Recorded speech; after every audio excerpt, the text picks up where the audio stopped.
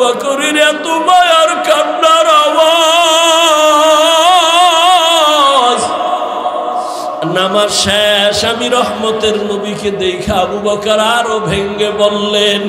আমি জিজ্ঞাসা করলাম, হে আবু বকর, আপনি নামাজে দাঁড়াই এই গভীর রাতে অন্ধকারে কাঁদেন কেন?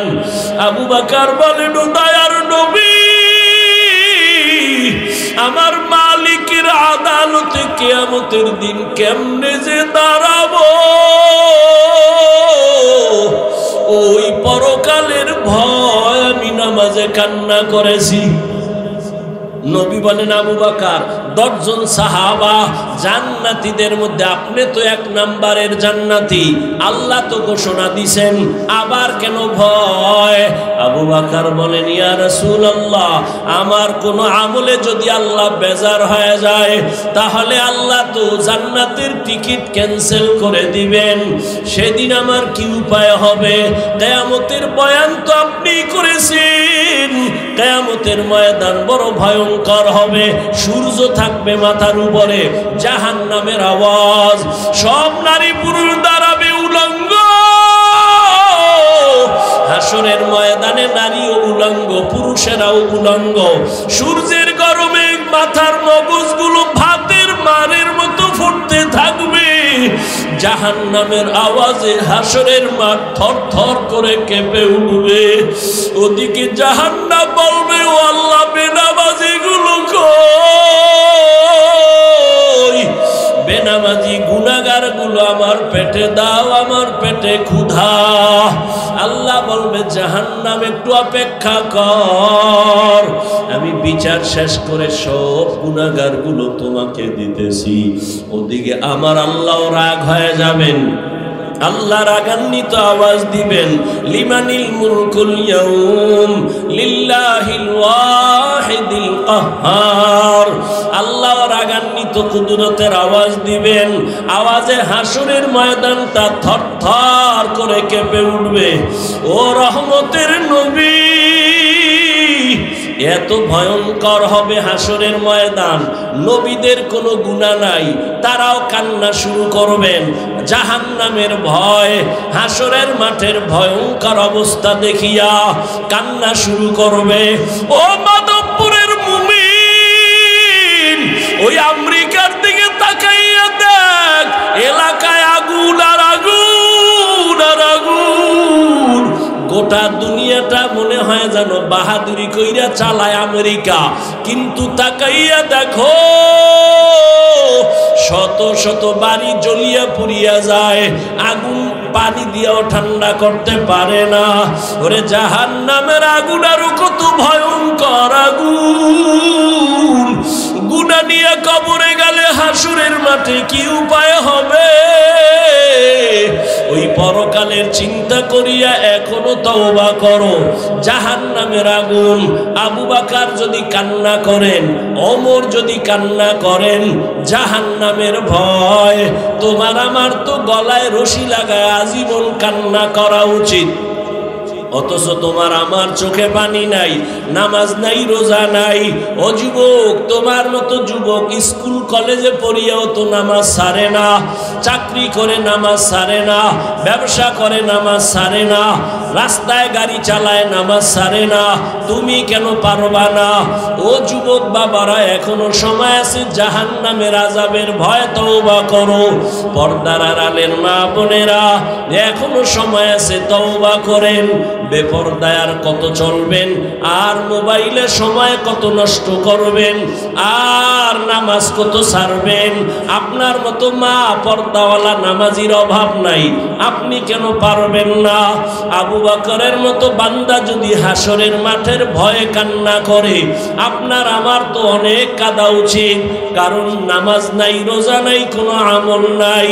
কিয়ামতের ময়দানে যদি গুনাহ নিয়ে হাজির হইয়া যায়, জাহান্নামের হ্যান্ডকাপ হাতে যখন লাগবে, গুনাহগার কান্না করে করে চোখ থেকে রক্ত বের হওয়া শুরু করবে। ওই জাহান্নামের আগুন সহ্য করা যাবে না রে যুবক, এখনো সময় আছে, তওবা করো। মনে মনে আমার আল্লাহকে ডাকো আর বলো, হে মালিক,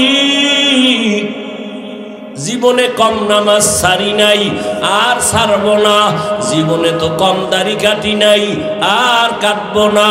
ও আল্লাহ, তুমি মাফ করে দাও। নবীর মোহাব্বত নিয়ে চলবো, মা বাবার দোয়া নিয়া, ওলামায়ে কেরামের দোয়া নিয়া, পরামর্শ নিয়া, শিক্ষকের দোয়া নিয়ে চলবো। এখনো সময় আছে, তওবা করো। এই মাঠে কত আল্লাহর বান্দা বসা, ফজর নাই, জোহর নাই, আসর নাই, মাগরিব নাই, এশাও নাই। মোনাজাতের পরে আবার বাসায় গিয়া মোবাইলে সারা রাত গুনাহ করবি, আবার ফজরেরও খবর থাকবে না। এইভাবে সারা রাত যদি গুনাহ করে করে কাটাও, আর এমত অবস্থায় যদি আজরাইল এসে ডাক দিয়া বসে, আজরাইল আইসা যদি দেখে তোমার হাতে গুনার মোবাইল চলে, তোমার কানের মধ্যে গানের তার লাগানো, আমার মাওলার আদালতে কেমনে দাঁড়াইবারে যুবক? এখনো সময় আছে, তওবা করে নাও। মনে মনে আল্লাহকে বলো, মরিয়া গেল আর নামাজ ছাড়বো না, দাড়ি কাটবো না, বেপরদায় চলবো না। মা বাবার দোয়া নিয়া, উলামায়ে কেরামের দোয়া নিয়া, শিক্ষকের দোয়া নিয়া, নবীজির তরিকা মেনে, আদর্শ মেনে চলবো, সুন্নতের বিরুদ্ধে যাব না। এখনো সময় আছে, তওবা করে নাও। কান্না যদি না আসে, কান্নাওয়ালার দোয়া নাও, মা বাবার দোয়া নিয়ে আগাও। কয়দিন আর দুনিয়ায় বাঁচবারে বাবা, এখনো সময় আছে, তওবা করো, আল্লাহর কাছে তওবা করো। ফজর যেন আজকে থেকে ছুটিয়া না যায়। নিয়ত করো আজকে থেকে আর নামাজ ছাড়বো না, আর কোনদিন দাড়ি কাটবো না। আল্লাযীনা ইয়াযকুরুনাল্লাহা কিয়ামান ওয়া কুউদান ওয়া আলা জুনুবিহিম ওয়া ইয়াতাফাক্কারুনা ফি খালকিস সামাওয়াতি ওয়াল আরদ ربنا ما خلقت هذا باطلا سبحانك فقنا عذاب النار। জ্ঞানী তো ওই ব্যক্তি যে দাঁড়ানো অবস্থায় আল্লাহকে স্মরণ করে, বসা অবস্থায় আল্লাহকে স্মরণ করে, হাঁটা অবস্থায় আল্লাহকে স্মরণ করে। আবার এখানে ডিস্টার্ব করো কেন?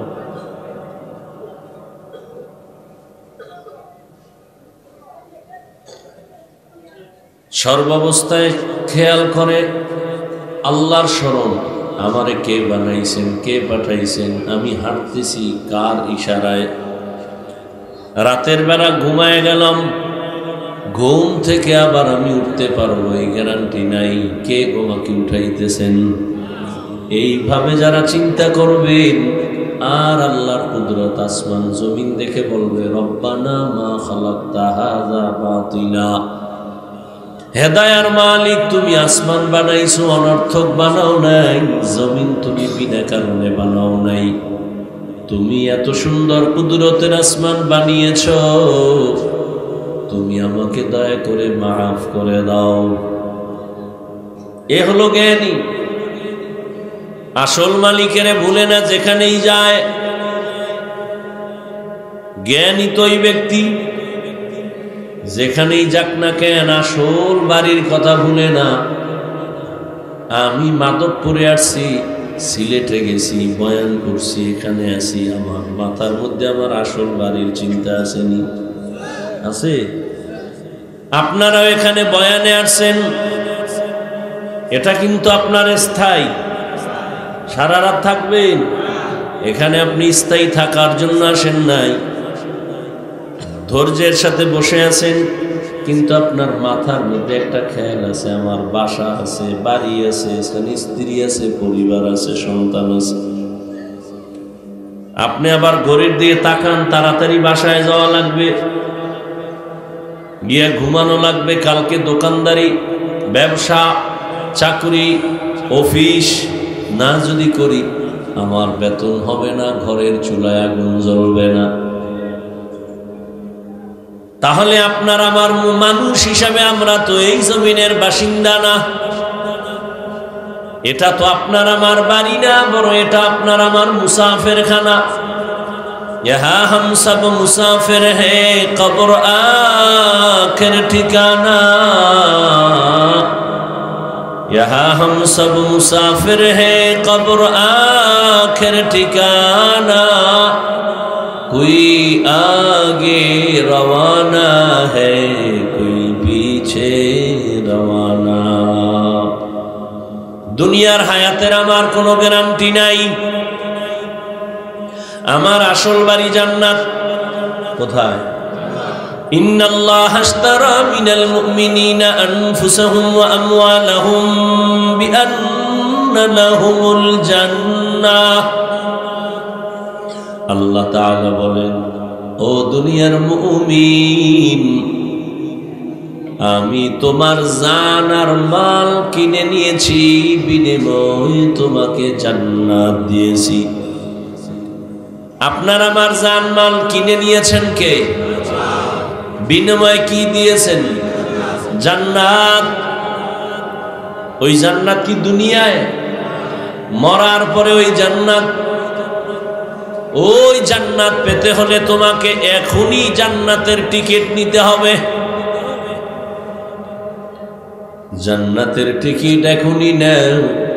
জান্নাতের টিকিট নেওয়ার জন্য তোমার দুইটা গুণ লাগবে। কয় গুণ?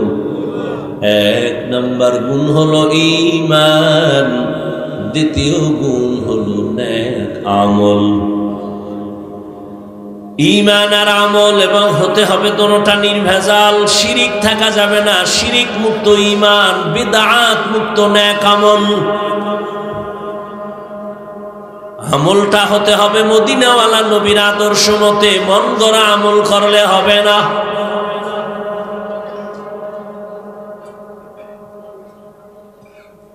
আল্লাহ তাআলা তোমাকে আমাকে আখিরাতের জান্নাতের টিকিট অর্জন করার জন্য দুনিয়ায় পাঠিয়েছেন। অতএব সময় হাতে বাধা নাই, দ্রুত তুমি জান্নাতের টিকিট খরিদ করো। ঈমান আর নেক আমল দিয়ে খরিদ করে নাও।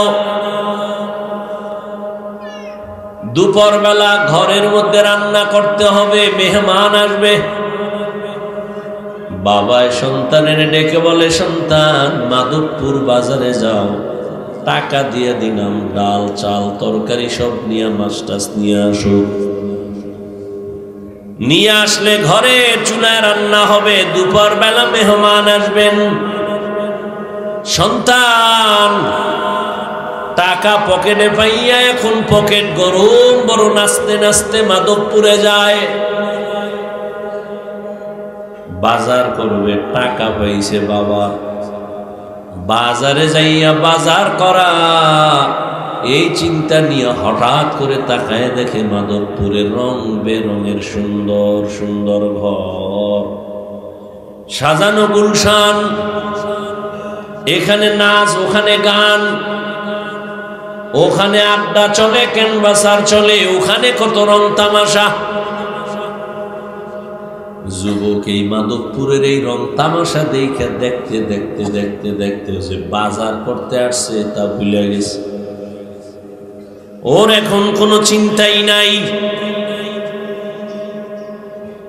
আসছে সকাল 10টায়, ঘুরতে ঘুরতে আজান দিবে ভাব। ও খেলার মজা পাইছে, খেলা দেখে মজা পায়।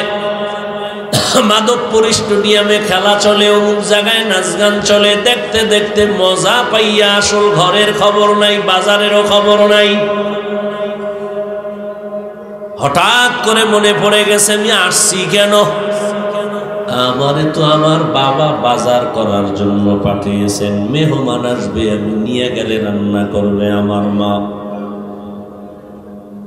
পাগলের মতো দৌড় দিছে। বাজারে গিয়ে দেখে, বাজারে যাবে, পকেটে হাত দিয়ে দেখে টাকা নাই, হারায় গেছে। খেলার মজা পাইছে, ওদিক দিয়ে গুন্ডারা টাকা হাত দিয়ে নিয়ে গেছে, চোরেরা টাকা নিয়ে গেছে। ও ছিল বেখেয়াল। এইবার চোখের পানি ছেড়ে কাঁদে। বাবাও লাঠি নিয়ে রেডি হয়ে গেছে, আসলেই বিডামি, টাইম মতো আসলো না কেন? বাজার না নিয়ে গেলে ওরে তো আর ঘরে জায়গা দেওয়া হবে না। আল্লাহ বলেন, এরে গোলাম, দুনিয়ায় তোমাকে আখিরাতের বাজার করার জন্য পাঠিয়েছি। দুনিয়ায় যাইয়া তুমি আখিরাতের বাজারগুলো কমপ্লিট করো, নেক আমল করো, ঈমানটারে মজবুত করো। মানুষগুলো দুনিয়াতে আইসা দেখি কত সুন্দর সুন্দর পাহাড় পর্বত, কত সুন্দর সুন্দর বিল্ডিং বানানো, কত মজা রং তামাশা দেখা আখিরাত আছে বলতে কোনো মনেই নাই। আমার যে মরণ আছে, কবর আছে, হাসর আছে, আমার মনে নাই। আল্লাহ বলেন লা ইয়াগুররান্নাকা তাকাল্লুবুল্লাযীনা কাফারু ফিল বিলাদি মাতাউন কালিলুন সুম্মা মাওয়াহুম জাহান্নাম ওয়া বিইসাল মিহাদ।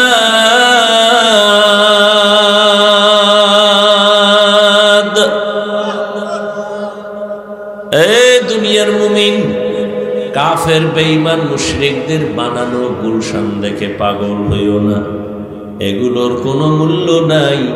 আমার বাড়ি, আমার গাড়ি, আমার টাকা, আমার পয়সা, আমার যাই বলো, কিছুই তো আমার না। মরিয়া গেলে আমার গায়ের জামাটা বেলের দিয়া কেটে কেটে রেখে দিবে। আমার ঘড়ি আর একজনে হাতে দিয়া বলবে ঘড়ি আমার হাফিজুর রহমানের না।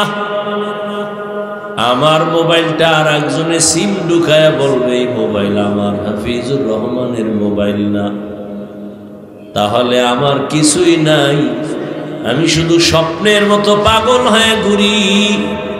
চোখ দুইটা বন্ধ হয়ে গেলে আরে আমার বাড়ি গাড়ি কিছুই যাবে না, একা একা কবরের মধ্যে পড়ে থাকতে হবে। ওই কবরে কত হাজার বছর থাকতে হবে জানা নাই। হাসরের ময়দানে কত হাজার বছর থাকা লাগবে জানা নাই। কি বাজার করেছো দুনিয়ার তামাশায় পড়ে পড়ে আমার আল্লাহকে ভুলে গেছো, আখিরাত ভুলে গেছো।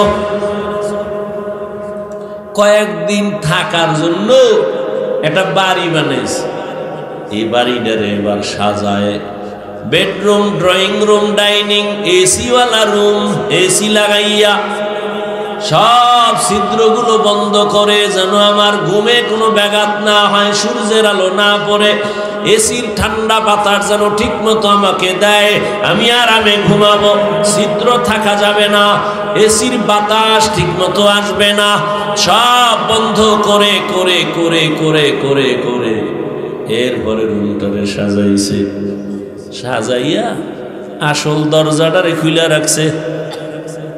এসি যদি পাওয়ারফুলও দেয় ঠান্ডা হবে না, আসল দরজা বন্ধ করো। ও আল্লাহর বান্দা, 2-4 দিন এও বলা যায় না, 2-1 মিনিট দুনিয়ার বাড়িতে থাকার জন্য কত সাজাইলা, ছিদ্রগুলো সব বন্ধ করে দিলা। কিন্তু তোমার আমার ইন্তেকালের পরে কবর একদিন আর 2 দিন না, হাজার হাজার বছর ওখানে থাকা লাগবে। ওই কবরের ছিদ্রগুলো বন্ধ করছনি, কারণ ওই কবরের ছিদ্র দিয়া সাপ আসবে, বিচ্ছু ঢুকবে, জাহান্নামের আগুন ঢুকবে। এগুলোর ছিদ্র বন্ধ কর। বন্ধ করার জন্য দুনিয়ার থেকে নেক আমল নিয়ে যাও, নামাজের আমল নিয়ে যাও, রোজার আমল নিয়ে যাও। কারণ এই কবরে যদি তুমি দুনিয়ার থেকে আমল নিয়ে যেতে পারো, ক্বালা রাসূলুল্লাহ সাল্লাল্লাহু আলাইহি ওয়া আলিহি ওয়াসাল্লাম, ইযা উযিআল মাইয়িতু ফি কবরিহি জাআল কুরআনু ইনদা রাসি والصلاة عن يمينه والصيام عن شماله وسائر الحسنات عند رجليه। মাইয়িতকে যখন কবরে রেখে সবাই চলে যাবে, মাথার কিনারায় ফেরেশতা আসবে, বলবে আসবা না। কে তুমি নিষেধ করলা? বলে আমি এই মাইয়িতের আপন বন্ধু কুরআন কারীম। হ্যাঁ, ডান দিক থেকে আসবে, সেখানেও নিষেধ করবে, নিষেধ আসবা না। কে? আমি হলাম এই মাইয়িতের বন্ধু। নামাজ, ফেরেশতারা বাম দিক থেকে আসবে, আওয়াজ হবে আসবে না, কে এই মাইয়েতের বন্ধু? রোজার আমল। পায়ের কিনারা থেকে আওয়াজ হবে আসবে না, কে? বলে আমি মেসওয়াকের আমল, পাগড়ির আমল, দস্তারখানের আমল, সালামের আমল। দুনিয়ার থেকে যদি নিয়ে যাও অন্ধকার কবরে, আমলগুলো তোমার আলো হয়া অন্ধকার ঘর আলোকিত করে দিবে। রহমতের নবী, কত মায়ার নবী, কত দয়ার নবী আমার, যেই নবীর জন্য আল্লাহ নিজে হলেন আশিক। মূসা নবী আল্লাহর আশিক, ঈসা নবী আল্লাহর আশিক, ইব্রাহিম আমার আল্লাহর আশিক, দাউদ আমার আল্লাহর আশিক, ইউসুফ নবী আল্লাহর আশিক, নূহ আলাইহিস সালাম আল্লাহর আশিক, আর আল্লাহ হলেন মুহাম্মাদের আশিক। ব্যবধান আছে না নাই? ইমামুল আউয়ালিন আল আখিরিন বাহরে সাদকা রাহমাতাল লিল আলামিন সাইয়্যিদুল কাউনাইন খাতমুল মুরসালিন আখিরামত বুদে ফখরুল আউয়ালিন। রহমতের নবী কেমন নবী? যে নবীর জন্য কে আশিক? কথা বলেন না কেন? আমার আল্লাহ আশিক। যে নবীর কোনো গুনাহ, জোরে বলেন, সামনেও নাই পেছনেও নাই, মনে মনে ভাববেন তাও নাই। ইন্না ফাতাহনা লাকা ফাতহাম মুবিনা লিয়াগফিরা লাকাল্লাহু মা তাকাদ্দামা মিন যামবিকা ওয়া মা তাআখার ওয়া ইউতিম্মা নি'মাতাহু আলাইকা ওয়া ইয়াহদিয়াকা সিরাতাম মুস্তাকিমা। নবীর পেছনেও গুনাহ নাই, সামনেও নাই। কিয়ামতের দিন ঈসা নবী ভাববেন আমার অপরাধ আছে, আদম নবী ভাববেন আমার ভুল আছে। আল্লাহ কয় নবী আপনি ভাববেন, তাও আমি আল্লাহ মুছে দিলাম। সেই নবী কত দামি! এমন নবীকে আল্লাহ মক্কায় পাঠালেন, বাবা নাই, ইয়তীম, 6 বছরে মা নবী হারায় ফেললেন। এমন মায়ার নবী আমার নবীরে আল্লাহ পাক কত দিকের পরীক্ষায় ফেললেন। নবী বাবা বলে ডাকতে পারে না, মা বলে ডাক দিতে পারে না। নবীর চারদিকে যারা আছে দুশ্মন, নবীরে হত্যা করার জন্য ষড়যন্ত্র, নবীর হাঁটার পথে কাঁটা দেয় আটকানোর জন্য। মায়ার নবী এত পরীক্ষায় সম্মুখীন হয়েছেন, এরপরও নবী যদি দোয়া করতেন, ও দয়ার মালিক ওহুদের বিশাল বড় পাহাড়টাকে স্বর্ণ বানায় দাও, নবী দোয়া করলে কবুল হইতো নি? কিন্তু নবী বলে নাই ওহুদ পাহাড় স্বর্ণ বানায় দাও, বরং নবী উল্টা দোয়া করেছেন, হে মালিক তুমি আমারে গরিবী হালাতে রাখিও, তুমি আমারে গরিবী হালাতে রাখিও, গরিবী হালাতে মরণ দিও। কিয়ামতের দিন গরিবের সাথে আমার হাসর করাইও। নবী বলেন, এই গরিবেরা বড় লোকের বাড়ি গাড়ি দেখিয়া পাগল হইস না রে বাবা। ওই বড় লোকের বাড়ি গাড়ির কোনো দাম নাই। 10 তলা বিল্ডিং মাধবপুরে উঠাইয়া বাহাদুরি করে কি লাভ হবে যদি বিল্ডিং ছাইরা জঙ্গলে গিয়া ঘুমাতে হয়? কোটি কোটি টাকা ব্যাংকে রেখে বাহাদুরি করে কি লাভ হবে? ওই টাকা যদি অন্যেরা ভাগ বটোয়ারা করে খায়। রহমতের নবী বলেন, রে গরিব, ধনীদের বাড়ি গাড়ি দেখি আফসোস করিস না। কিয়ামতের দিন বড় লোকের 500 বছর আগে একজন গরিব আল্লাহর জান্নাতে যাবে। हकीकत से तो दुनिया बेखबर है, दुनिया की नुमाइश पर नजर है। नमी गुयम के अज दुनिया जुदा बाश बहर करे के बाशी बा खुदाबाश। এরে নবীর উম্মত আল্লাহর গোলাম, সাহাবায়ে কেরামরা এত গরিবী হালাতে জীবন যাপন করেছেন, এরপরেও না খাইয়া পেটে পাথর বেঁধেছেন, হারাম খান নাই। কেন?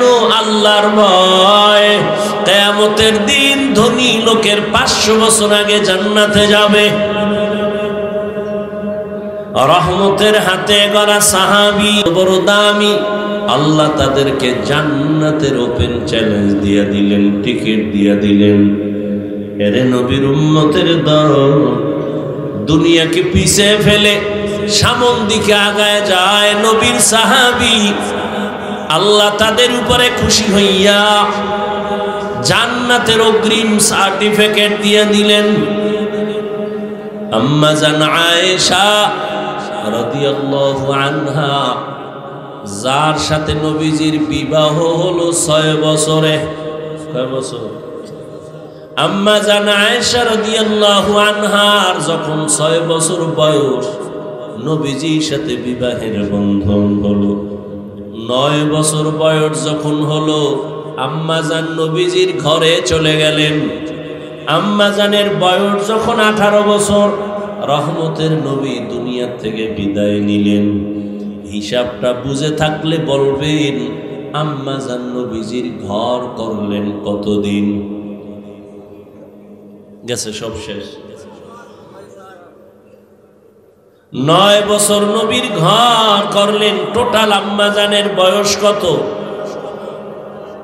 আপনাদের মেয়ে, আমাদের বোনদের তো অনেকের 18 বছরের বিবাহই হয় না। আর নবীজির সাথে আম্মা জান আয়েশা রাদিয়াল্লাহু আনহার বিবাহ হলো 6 বছর বয়সে। 9 বছরে নবীর ঘরে গেলেন, 18 বছর বয়সে নবী বিদায় নিলেন। আম্মা জান আয়েশা রাদিয়াল্লাহু আনহা বলেন, আমি মাত্র 9 বছর নবীজির দোয়া পাইয়া এত দামি হয়েছি, আমি 2000-এর উপরে হাদিসের হাফেজা হয়ে গেছি। কয় হাজার? 2000 হাদিসের হাফেজা হয়ে গেলেন আম্মা জান আয়েশা। রহমতের নবীকে একদিন প্রশ্ন করলেন, ও মায়ার রহমতের নবী, আপনার সোয়া পাইয়া সাহাবারা এত দামি হয়ে গেলেন, একটু জানতে চাই এই সাহাবাদের মধ্যে সব থেকে দামি কে? কে জিগায়? আম্মা জান আয়েশা নবীজির কাছে। আম্মা জান আয়েশার মনে মনে ধারণা, মনে হয় আমার বাবার নাম বলবে। নবীও বুঝছেন আয়েশা কেন জিজ্ঞেস। নবী একটু ঘুরাইয়া কয়, আমার সাহাবাদের মধ্যে বড় দামি আমার সাহাবী হযরত ওমর। আম্মা জান আয়েশা মনে মনে পেরেশান, আমার আব্বার নাম বলল না কেন? আব্বাকে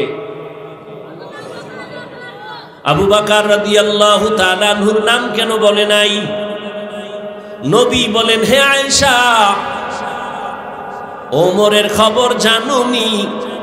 আকাশের মধ্যে যেই পরিমাণ অগণিত নক্ষত্র গণনা করা যায় না, আমার ওমরের এই পরিমাণ আমল অগণিত গণনা করা যাবে না।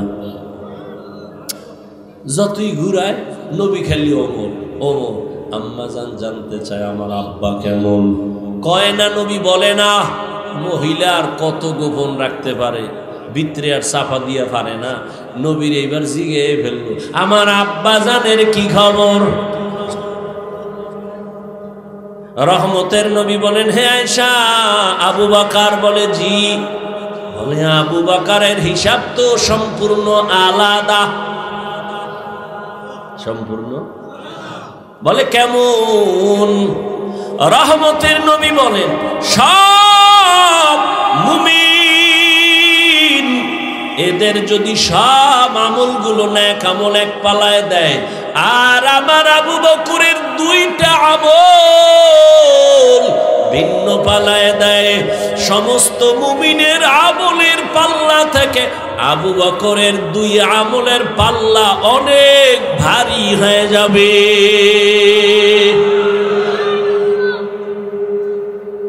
যেই আবু বকর মাঝে মাঝে ওমর ঈর্ষা হতো, মাঝে মাঝে কইতো, এই আবু বকর আপনার দুই আমল আমারে দিয়ে আমার জীবনের সব আপনি নিয়ে যান। আবু বকরের এত দাম, সারা রাত যদি শুধু আবু বকরের ইতিহাস বলি শেষ করা যাবে না। কে সে আবু বকর? এত বড় দামি, যাকে আমার আল্লাহ নিজে সালাম পাঠাইছে। নবী যুদ্ধের ময়দানে যাবেন, রুমাল বিছাইয়া দিলেন আর বললেন যুদ্ধে যাব, দান করো, দান করো, প্রাণ ভরে দান করো, প্রতিযোগিতা দাও। ওসমান রাদিয়াল্লাহু আনহু দৌড়ায়, আজকে বেশি দান করব, নবীজির কলিজা খুশি হয়ে যাবে, বেশি দোয়াটা আমি ওসমান পাবো। আলীও দৌড়ায় বেশি দান করবে, ওমরও দৌড়ায় দান করবে। সবাই দান নবীর সামনে রাখলেন। সবাই আসার পরে নবী জিজ্ঞাসা করলেন, এই আলী কি পরিমাণ দান করলেন? বলে এই পরিমাণ। ওসমান এই পরিমাণ। ওমর এই পরিমাণ দান করেছি। সর্বশেষ আবু বকরের হিসাব। আবু বকর কি পরিমাণ দান করলেন?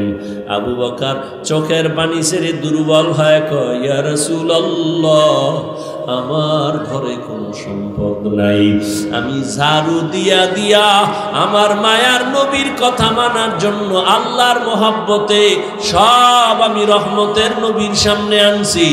এখন আমি আবু বকরের আল্লাহ ছাড়া আর নবী ছাড়া কেউ নাই। মাল দেশে কম কিন্তু ত্যাগ বেশি। মাল কম কি বেশি? ইন্না সালাতি ওয়া নুসুকি ওয়া মাহইয়ায়া ওয়া মামাতি লিল্লাহ ওয়া মামাতি লিল্লাহি রাব্বিল আলামিন।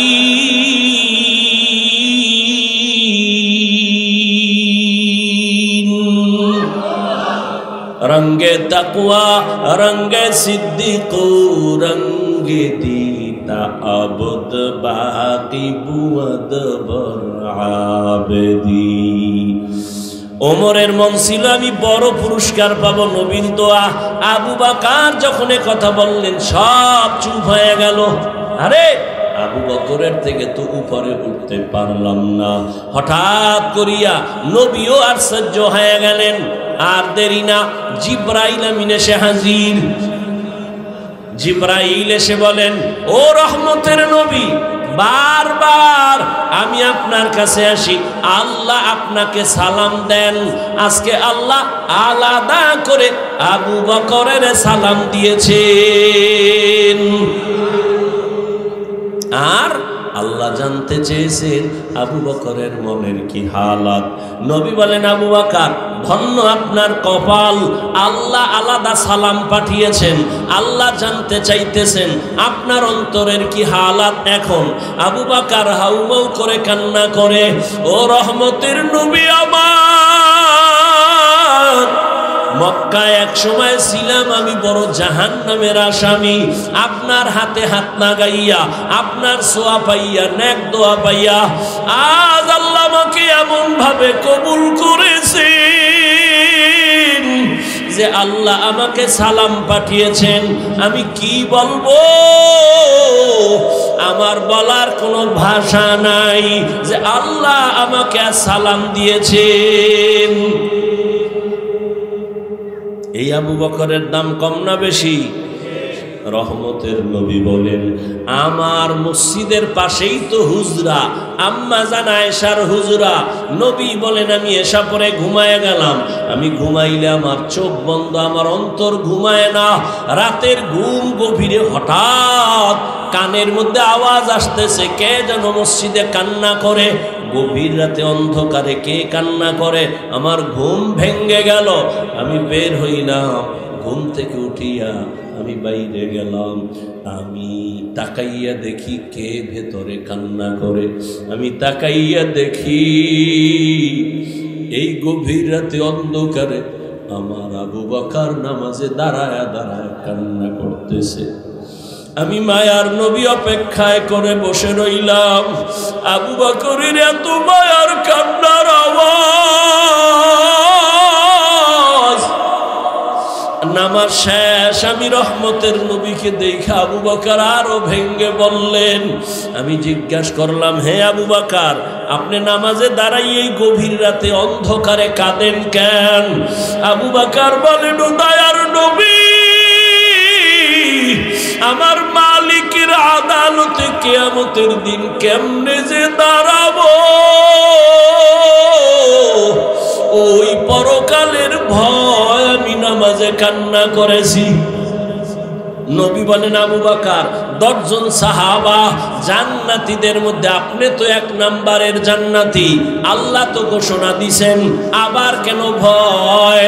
আবু বকর বলেন, ইয়া রাসূলুল্লাহ, আমার কোন আমলে যদি আল্লাহ বেজার হয়ে যায়, তাহলে আল্লাহ তো জান্নাতের টিকিট ক্যান্সেল করে দিবেন। সেদিন আমার কি উপায় হবে? কিয়ামতের বয়ান তো আপনি করেছেন, কিয়ামতের ময়দান বড় ভয়ঙ্কর হবে। সূর্য থাকবে মাথার উপরে, জাহান্নামের আওয়াজ, সব নারী পুরুষ দাঁড়াবে উলঙ্গ। হাসরের ময়দানে নারীও উলঙ্গ, পুরুষেরাও উলঙ্গ। সূর্যের গরমে মাথার মগজগুলো ভাতের মারের মতো ফুটতে থাকবে। জাহান্নামের আওয়াজে হাসরের মাঠ থরথর করে কেঁপে উঠবে। ওদিকে জাহান্নাম বলবে, ও আল্লাহ, বেনামাজিগুলো কই? বেনামাজি গুনাহগার গুলো আমার পেটে দাও, আমার পেটে ক্ষুধা। আল্লাহ বলবে, জাহান্নাম একটু অপেক্ষা কর, আমি বিচার শেষ করে সব গুনাহগার গুলো তোমাকে দিতেছি। ওদিকে আমার আল্লাহ রাগ হয়ে যাবেন। আল্লাহ রাগান্বিত আওয়াজ দিবেন, লিমানিল মুলকুল ইয়াউম লিল্লাহিল ওয়াহিদিল কাহ্হার। আল্লাহ রাগান্বিত কুদরতের আওয়াজ দিবেন। আওয়াজে হাসরের ময়দানটা থরথর করে কেঁপে উঠবে। ও রহমতের নবী, এত ভয়ঙ্কর হবে হাসরের ময়দান। নবীদের কোনো গুনাহ নাই, তারাও কান্না শুরু করবেন। জাহান্নামের ভয়, হাসরের মাঠের ভয়ঙ্কর অবস্থা দেখিয়া কান্না শুরু করবে। ও মাধবপুরের মুমিন, ওই আমেরিকার দিকে তাকাইয়া দেখ, এলাকায় আগুন আর আগুন আর আগুন। গোটা দুনিয়াটা মনে হয় যেন বাহাদুরি কইরা চালায় আমেরিকা, কিন্তু তাকাইয়া দেখো শত শত বাড়ি জ্বলিয়া পুড়িয়া যায়, আগুন পানি দিয়েও ঠান্ডা করতে পারে না। ওরে জাহান্নামের আগুন আরো কত ভয়ঙ্কর আগুন। গুনাহ নিয়ে কবরে গেলে হাসরের মাঠে কি উপায় হবে? ওই পরকালের চিন্তা করিয়া এখনো তওবা করো। জাহান্নামের আগুন। আবু বকর যদি কান্না করেন, ওমর যদি কান্না করেন, জাহান্নামের ভয়, তোমার আমার তো গলায় রশি লাগায় আজীবন কান্না করা উচিত। অথচ তোমার আমার চোখে পানি নাই, নামাজ নাই, রোজা নাই।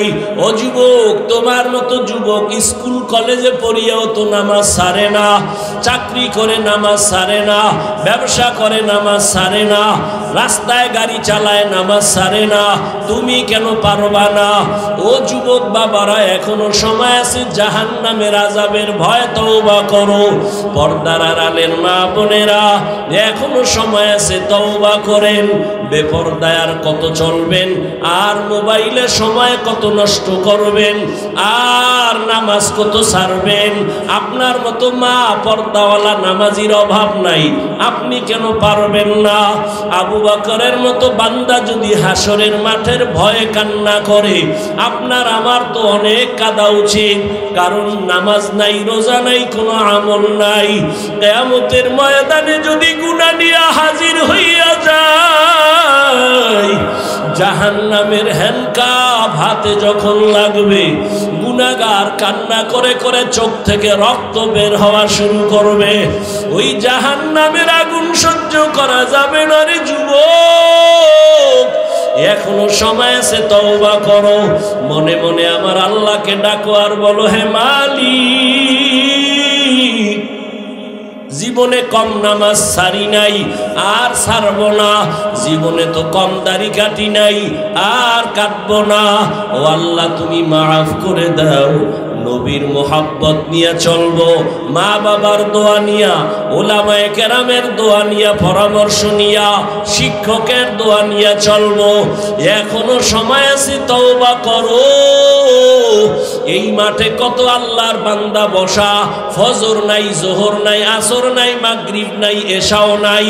মোনাজাতের পরে আবার বাসায় গিয়া মোবাইলে সারা রাত গুনাহ করবি, আবার ফজরেরও খবর থাকবে না।